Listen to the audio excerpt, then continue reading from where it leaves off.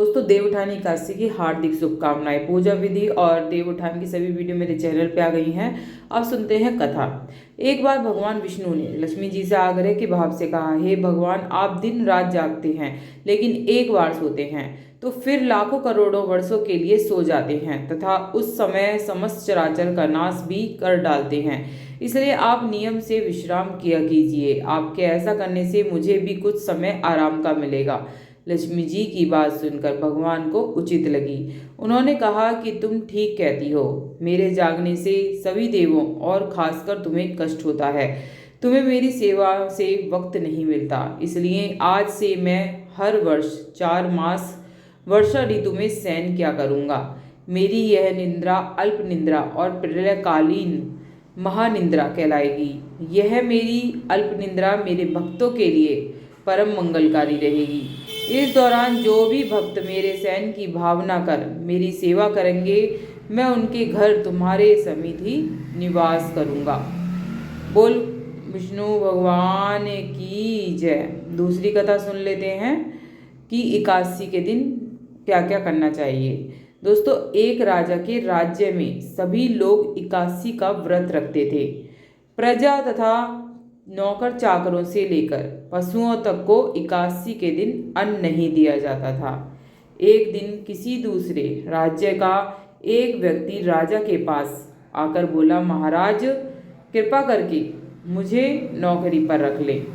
तब राजा ने उसके सामने एक शर्त रखी कि ठीक है, रख लेता हूँ, किंतु रोज तो तुम्हें खाने को सब कुछ मिलेगा, पर एकादशी को अन्न नहीं मिलेगा।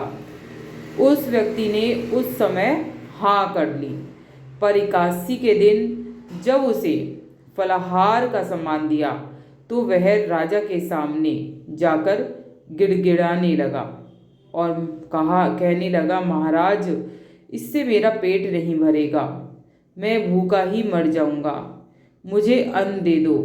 राजा ने उसे शर्त की बात याद दिलाई, पर वह अन्न छोड़ने के लिए राजी नहीं हुआ। तब राजा ने उसे आटा, दाल, चावल आदि दिए। वह नृत्य की तरह नदी पर पहुंचा और स्नान कर भोजन पकाने लगा।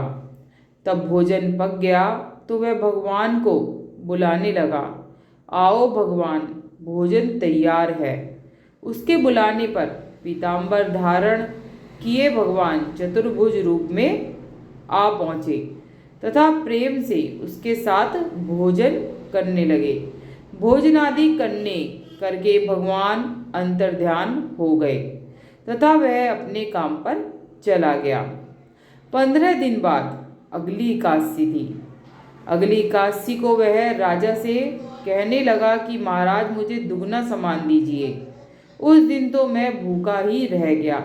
राजा ने कारण पूछा तो उसने बताया कि हमारे साथ भगवान भी खाते हैं, इसलिए हम दोनों के लिए ये सामान पूरा नहीं होता है।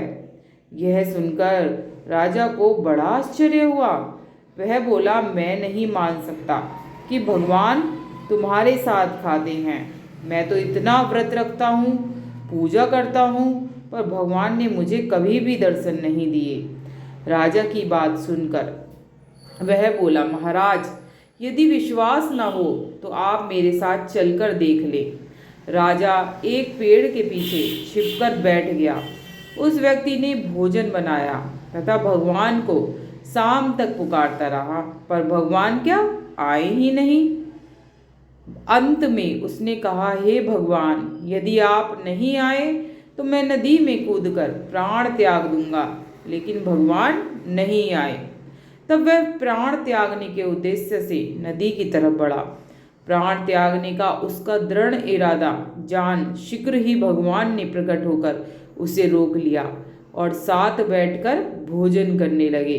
बोल विष्णु भगवान की जय। खा पी कर वे उसे अपने विमान में बिठाकर अपने धाम ले गए।